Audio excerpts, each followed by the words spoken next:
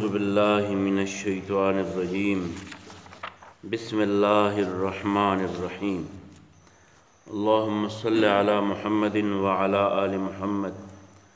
كما صليت على إبراهيم وعلى آل إبراهيم إنك حميد مجيد اللهم بارك على محمد وعلى آل محمد كما باركت على إبراهيم وعلى آل إبراهيم إنك حميد مجيد وعن عمر بن الخطاب رضي الله عنه قال قال رسول الله صلى الله عليه وآله وسلم ما منكم من أحد يتوضأ فيبلغ أو فيسبغ الوضوء ثم يقول أشهد أن لا إله إلا الله وأن محمدا عبده ورسوله وفي رواية أشهد أن لا إله إلا الله وحده لا شريك له وأشهد أن محمدا عبده ورسوله إلا فتحت له أبواب الجنة الثمانية يدخل من أيها شاء. دا حدیث شریف حضرت عمر ابن خطاب رضی اللہ عنہ نقل کرے دے. په دې حدیث کې د اودس نرستا چې اودس سړی وکي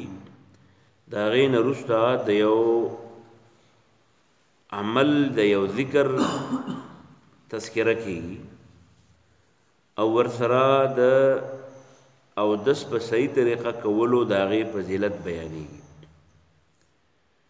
نو حضرت عمر ابن خطاب رضی الله تعالی عنہ د دې روایت نه مخکې د حضرت عثمان رضی الله عنه یو وینا یو نقل شوی حدیث مونږ ولوستو چې حضرت عثمان فرمایي او د هغې نه وروسته بیا د حضرت عقبه بن عامر رضی الله عنه د دواړو نه بیل بیل روایت نقل لی چې کوم سړی 2 رکعاته مونځ پس اودس نه وروسته وکي نو حضرت عقبه کوم حدیث نقل کړی په هغې کې وایي وجبت له الجنه جنت وله واجب شو او حضرت عثمان دنو فرمایي چې غفر له ما تقدم من ذنبه کړي ګناهونه ورته الله معاف کړي. نو د دې اودس په آدابو کې یو ادب حضرت عمر ذکر کو رضی الله عنه. هغه وی چې رسول الله صلی الله علیه وسلم فرمایلی دي چې په تاسو کې کم سړی اودس وکي او په یبلغو او د اودس د اوبو یعنی خپل کوم حدونه چې دي هغې ته ورسوي. مثلا سنګل ده نو چې دا سنګل پکې ووینځي، پړکی دی نو چې دا پړکی پکې ووینځي. او دا راوي وایي چې یاره چې د حضرت عمر چې کوم حدیث نقل کړی په دې کې دا یبلغو ټکی ویلی او که په یسبغو ویلی او دواړه ټکي په احادیثو کې نقل دي. اودس یې پوره کو یا د اودس یې پوره د ګنو توبه ورسولی او د اودس نه فارغ شو بیا یې دا وویل چې اشهد ان لا اله الا الله وان محمدا عبده ورسوله. یو حدیث کې د حضرت عمر نه چې چا روایت کړی دی نو هغه دا ټکی دی چې اشهد ان لا اله الا الله وان محمدا عبده ورسوله. او په یو بل روایت سره چې د حضرت عمر نه نقل شوی رضی الله عنه نه په هغې کې دا اشهدو ټکی چې دی نو دا د دې سره یو 2 ټکي اضافه دي هغه داسې چې اشهد ان لا اله الا الله وحده لا شریک له واشهد ان محمدا عبده ورسوله. چې کوم یو دواړه ټک دي خو په یو کې یو 2 ټکي سیوا دي. یو دا چې د اشهدو ټکی د لا اله سره هم دی او د محمد سره هم دی او دویم د لا اله الا الله دا غي سره یو ټکی اضافه ده چې وحده لا شریک له. نو دا دویمه په دې مناسب ده چې دا اولنۍ پکې هم راشي او دا دویم به پکې هم راشي. نو داسې بشي اشهد ان لا اله الا الله وحده لا شریک له واشهد ان محمدا عبده ورسوله. حضرت عمر وی پیغمبر علیہ السلام چې کله دا ټکی وی چې کله اودس سړی وکي او د اودس نه وروسته دا ټکی ووایي نو الا فتحت له ابواب الجنة الثمانیة د جنت 8 دروازې دي او 8 ورته کولاو شي. اته دروازو نه مطلب دا چې د هر کمرې خزان له دروازه را د هر کور خزان له گیټ دی خدا اته مین گیټونه چې دي په احادیث مثلا د روزدارو د پارزان له لار دا د مانګزارو د پارزان لا د صدقو د پارزان لا نو رسول الله صلی الله علیه وسلم فرمایل چې د جنت اته وړه دروازې به د بطور عزت وای چې په دې لار را ده په دې لار را ده په دې لار را ده یعنی په هر لار به ورتلی شي جنت ته الله دې موږ د جنت مستحقین وګرځي نو رسول الله صلی الله علیه وسلم فرمایل فتحت له ابواب الجنه الثمانيه د جنت اتونه دروازې ورته کلاو شي من ايها شاء يدخل من ايها شاء په کومه دروازه چې دی غواړي پاغه به ورتلی شي دا حدیث مسلم کتاب کې نقل شوی دی او دغه شانې ابن اسیر چې دی نو هغه په خپل کتاب جامع الاصول کې نقل کړی دی او محی الدین النووي هغه هم په خپل کتاب په شرح د مسلم کې نقل کړی دی البته وزاد الترمذی په سنن ترمذی کوم کتاب چې دی پاغي کې ور سره د دې ټکی نه د اشهد ان لا اله الا الله وحده لا شريك له واشهد ان محمدا عبده ورسوله د دې ذکر نه رستا یو دوام ذکر دا واغدا چې اللهم اجعلني من التوابين واجعلني من المتطهرين دا دعا دی مغواړي څنګه اللهم یا الله اجعلني ما وګرځوا من التوابين د توبه استونکو نه چې در ګناهونه توبه کار شم یا الله په ما کې د خوې پیدا کړه چې د په ګناه پوه شم چې ګناه مې کړې چې دا غینه فورن توبه کار کېږم وجعلني من المتطهرين او یا الله ما پاک کا اخلاقی طور میں هم پاک کا د گنده خوینو میں هم پاک کا د غلط عادتونو میں هم پاک کا او د غلط عبادت او طریقو میں هم پاک کا نو د هر او دس نرستا د دعا اذکار یعنی یو ذکر او یو دعا چې دا نو دا په دې حدیث کې ذکر شو چې د مانځنه دا او دس نرستا اشهد ان لا اله الا الله وحده لا شريك له واشهد ان محمدا عبده ورسوله دا ذکر کول د دې په ذریعہ اتوانه دروازې د جنت به الله تعالی ورته کلاو کی او دا غي نرستا دا دعا کول چې اللهم اجعلني من التوابين واجعلني من المتطهرين یو بل دعا هم عمل اليوم والليله چې کوم وړو کې کتاب چاپ د پاغه کې یو بل دعا هم ذکر نقل کړی شوی د کتابونو نه چې اللهم اغفر لي وارحمني واهدني وعافني دا الفاظ هم په دې اولنی حدیث کې چې اشهد ان لا اله الا الله وې نو په دې کې یو دوه ټکی پکې دا زمنګ د دور خلق چې دي نو دا پکې یو دوه اضافه د ځان نم کوي او دا غي د پاره د سنن ابو داود یو حدیث هم پیش کړي یو دا چې د لا اله الا الله وحده سره بغوت نيسي یو بو سره اسمان ته ګوري نو اسمان ته قتل او دا نور دغه چری دا د صحیح حدیث په دې حدیثو کې نشته چې نشته نو دومره زمونږ استاد د پاره سنت شو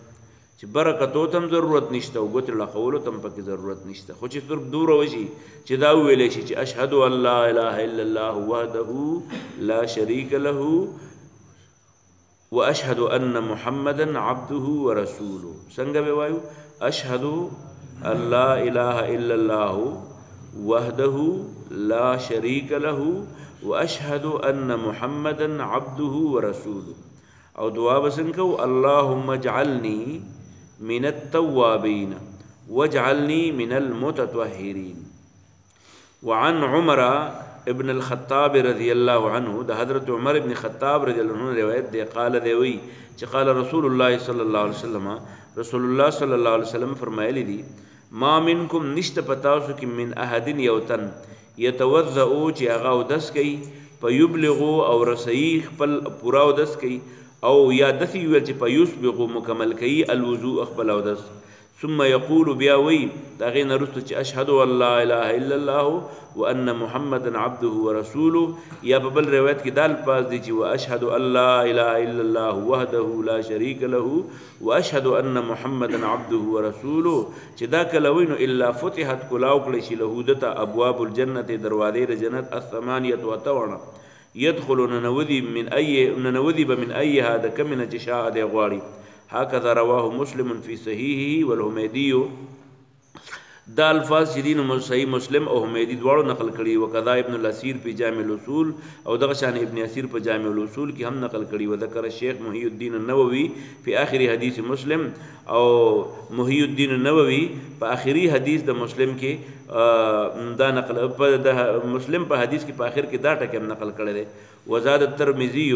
او سنن ترمذی والا د دین علاوه زیات کړی دی او بل دعا هم چې اللهم اجعلني من التوابین وجعلني من المتطهرين دي والحديث الذي رواه محي السن في الصحاح من توضأ فأحسن الوضوء إلى آخره رواه الترمذي بجامعه بعينه إلا كلمة أشهد قبل أن محمدا هذا مردان چې ترمذی والا چې کله دا حدیث نقل کاو نو اغم دا غولنی حدیث په شان نقل کړي چې پر دویم کې پکې اشهدو نه دی ویل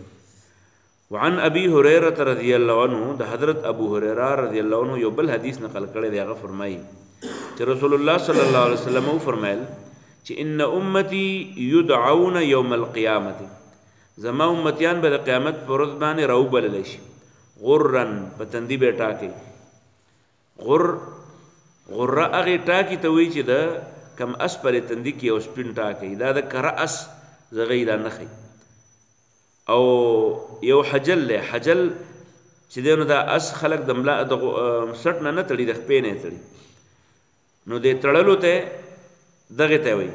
خو بیا بعض اسونه دسی چې دا غي په د خپو کې مداس یو سپین ټاکی تلې سړی وي کدا په پړی تړلې نه هغه دا غي د خلا او د حسن نخي نو پاږي کې او د غیر پکې او سپین پټه یور پکې نو پټه داغي ازلی نو هغه ته محجل ورته وي یعنی هغه اس چې داغي خپل تړل ښکاری نو ان امتی يدعون يوم القيامه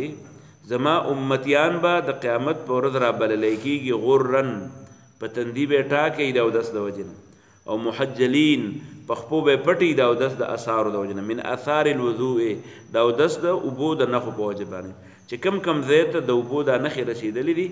دا ودس پټیم کې نو په دغه ځګونو باندې بعد قیامت پر ورځ باندې د انسان دا دوه صفاتونه وي چې او د سونه په مخ باندې کړي نو په تندی به سپین ټاکي نمبر 1 پخپو باندې به هغه پټي کم پټه باندې چې سړی خېسته ښکاري یو خدای چې سړی سپین شي لکه دا برګې مرز چې په سړی ولګي نو دام سړی رنگ کله سپینې کله سرکۍ خدغه خېسته نه ښکاري یعنی هغه خېستواله چې په تندی باندې ټاکي دی یا پخپو پټه ده نو رسول الله صلی الله علیه وسلم فرمایي د ما امتیان به قیامت پر ورځ د الله مخې له دې راځي چې په تندی باندې به سپین ټاکي او پخپو باندې به سپینه پټي من اثار الوضوء دا دس د عبود نشانات په وجه نو تاسو د سیم زمکه وي چې زر زر است او دس وکي ځان ته خلاص کی څه شو زموږ دلته یو الک دی چې دلته یو دس ته ناشي نو ټک ټک یو څو پانی ورولي دغه ته چې خواته څوک ناشي نو دا هغه مو سره د مخ نه دارې واړه یا نو داسې به نه کې بلکې پورا او دس پکې من استطاع پتا سو کې چې څوک کولای شي منکم من هغه څوک استطاع چې وس لري منکم تاسو نه ان یطویلا چې هغه وګد کی غرته خپل ټاکې د تندین فل يفعل د سې دی وکي یعنی تاسو کوشش وکړئ چې او د سونه مزیداری امر به د تندی دا ټاکې چې دا به غټي مزیدار وي فليفعل نو هغه د خپل غره غټه کی متفقون علیه وعنه د ابو هريره رضی الله عنه بل یو حدیث هم نقل لیا فرمای چې قال رسول الله صلی الله علیه وسلم رسول الله صلی الله علیه وسلم فرمای چې د قیامت پر ورځ څنګه په دنیا کې سړی ګړې اغوستي او خزو بنگړی اچي نو په دنیا کې د خزو خایس د الله سو بنگړی دي نو سونو بنگړی چې دا کم د ښکاری عقده کې بنگړی اچي د مټو نه لاندې بنگړی نه اچي نو د قیامت پر ورځ باندې چې کما خزا او 10 مزیدار کې یا کم سړی او 10 مزیدار کې ځان ته نخلاصي دا خزي چی نو دا اکثر خوځګاری بناستي خو مانځه ته نه پاسي وری وخت